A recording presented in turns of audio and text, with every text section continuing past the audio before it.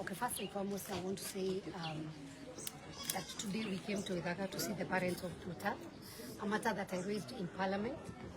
And this is one of our Kenyan citizens who is at Vietnam, arrested and almost facing a death sentence. And when the matter came in and I raised it in Parliament, I also raised it with the head of state. And I want to thank him because he has followed up with the Ministry of Foreign Affairs and our consulate. And we have also had our embassy from Bangkok doing the communication with Vietnam. And I would say there is a lot of diplomacy and a lot of communication going on. But the best bit of it is that Nduta is not going to be hanged now. There's a lot of work going on, and very soon the government will give its position once the negotiations are done. So at this point, what I would like to say is that we thank His Excellency the President and the government and all the government officials who have liaised with the Vietnam government to make sure that our daughter was not harmed. Number two, I also want to address the people who are in social media, because we would not want what happened to Nduta to happen to anybody else.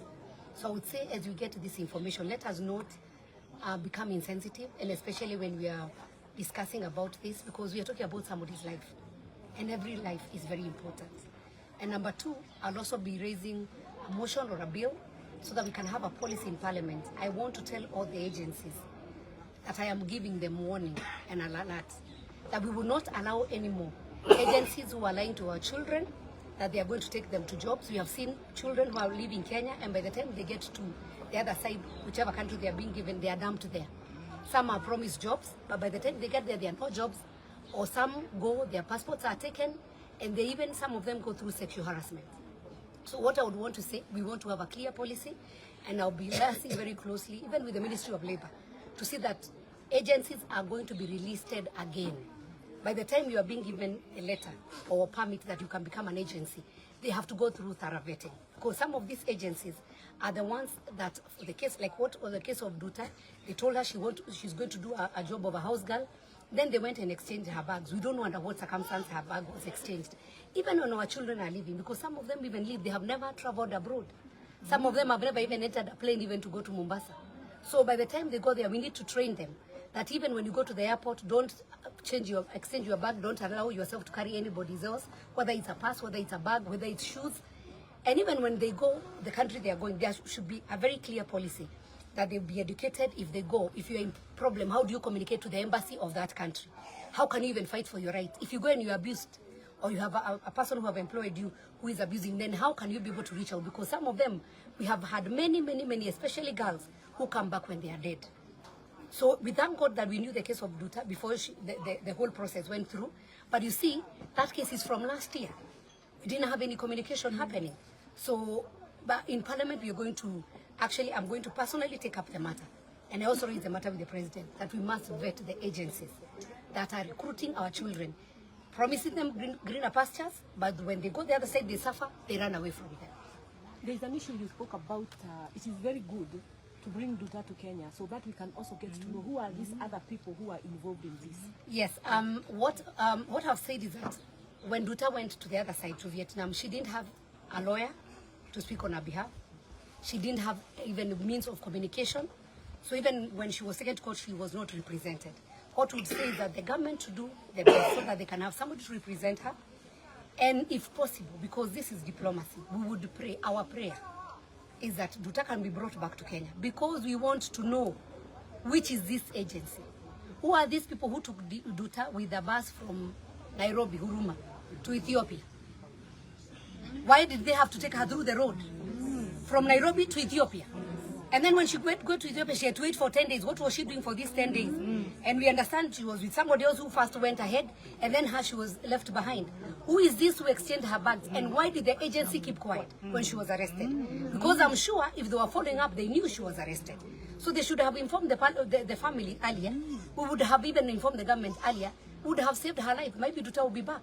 So we would pray that she comes back, so that becomes a lesson even to the other agencies or other people who want to use our children as drug traffickers, and they use their innocence.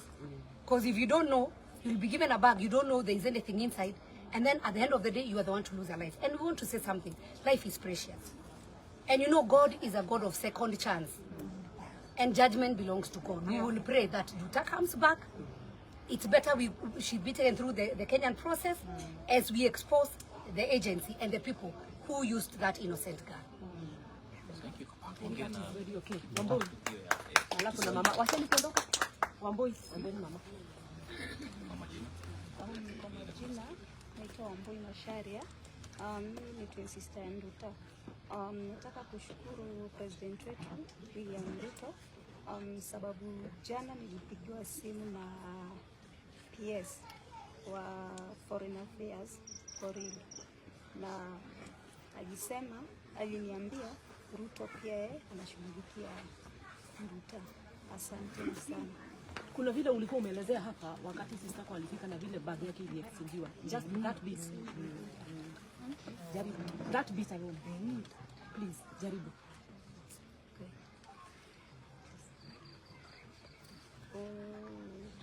Vile alitoka na basi na vile hapa Kenya akaenda Ethiopia na basi, akafikanga huko Ethiopia. Kufika huko alikaa 10 days. Akakaa tena, walikuwa wasichana wawili. Nduta akaambiwa wewe ndio utakuwa wa mwisho kutoka. Vile siku yake ilifika ya kutoka, aliniambia Wambo wetu, nimenunuliwa bag, nimeambiwa yangu ni ndogo na pia ni mzee. So akanunuliwa sasa, akaambiwa toa nguo zako uweke kwa hii bag nyingine. Bag yake ikaekangwa kwa cargo. Nduta akatokanga hapo airport ya Ethiopia, akafikanga Qatar. Kufika Qatar, akaniambia na kichwa.